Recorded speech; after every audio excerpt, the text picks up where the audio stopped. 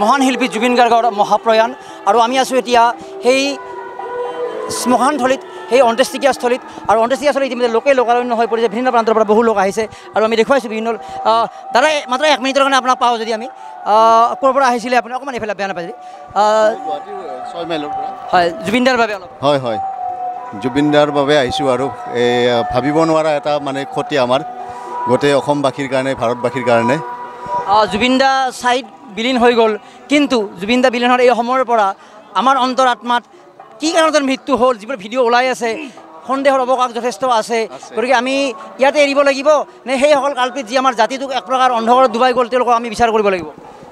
সেই জাতিটো সেই মানুহ সেই ল'ৰাকেইজনক বিচাৰ কৰিব লাগিব সেইবিলাক দায়িত্ব চৰকাৰখনৰো আছে চৰকাৰখনে সেইবিলাক তদন্ত আৰম্ভ কৰক CBI দিয়ে কেনেকৈ দিয়ে